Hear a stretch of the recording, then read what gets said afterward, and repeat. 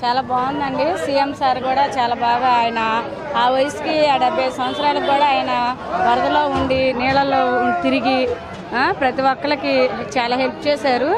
ఇక్కడైతే వరదలు వచ్చాయన్న ఇది కూడా ఎవరికి దిగులు కూడా లేదు. ఏంటంటే కొంత ఆస్తి నష్టం అలాగా సామాన్లు అవి నష్టపోయారు. అవి కూడా ప్రభుత్వం ఆదుకుంటామంటున్నారు. అంటే ఆర్థికంగా ఏదైనా కొంచెం ఏదైనా చిన్న హెల్ప్ చేయాలని చూస్తున్నారు.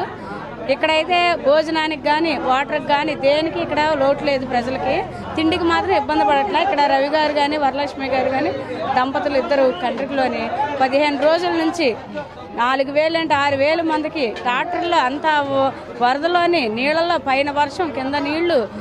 ఈ రోజుల్లో జేబుల్లో ఎవరైనా 10 రూపాయలు తీయమన్నా తీరండి.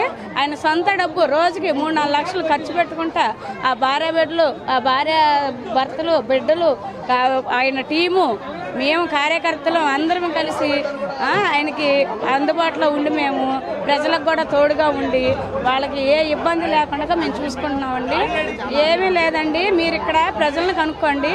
ఏ ఒక్కరు కూడా మాకు తిండి అందుతుంది, వాటర్ అందుతుంది, మాకు ఇబ్బంది లేదు. ఇప్పుడు ఫైర్ ఇంజిన్లు కూడా తెచ్చి ఇల్లు కడిగేయటం కానీ ప్రతిదండి. బ్లీచింగ్ అండి మెయిన్. ఇప్పుడు ఫస్ట్ అనుకున్నాం అమ్మో ఎప్పుడు తీస్తారు ఎప్పుడు అనుకున్నాం, కానీ చెత్త ఒక్కొక్క సందుకు వచ్చి ఒక 20-30 చెత్త అలాగా వచ్చిందండి, తీశారు ట్రాక్టర్లు.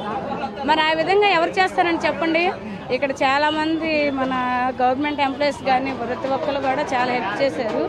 వాళ్ళందరికీ ధన్యవాదాలు. ఆయన ఇక్కడే ఉన్నారు కండి. ఆయన ఈ వరదలో ఈ వాటర్ అంతా వెళ్ళిపోయేదాకా ఆయన ఇక్కడే నేను ఉంటానన్నారు. ఆయన ఇక్కడే ఉండి దగ్గరుండి ప్రతి ఒక్క అధికారులని దగ్గరుండి వాళ్ళతో చేయించారండి వర్క్. వాళ్ళు కూడా చాలా ఇసుగనుకోకుండా వరదలోని తిరిగి వర్షంలోని కింద నీళ్ళతో తిరిగి వాళ్ళు చాలా ఇబ్బందులు పడుతూ కూడా మాకైతే ప్రజలకైతే చాలా మంచిగా చేశారండి. వాళ్ళందరికీ థ్యాంక్స్. ఉమాగారండి మెయిన్ బోండా ఉమామహేశ్వరరావు గారికి కూడా నమస్కారం చేసుకోవాలి.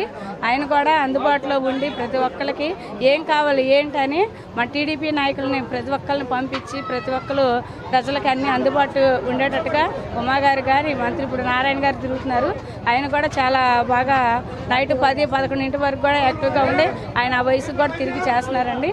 ఆయనకు కూడా చాలా వందనాలండి. అది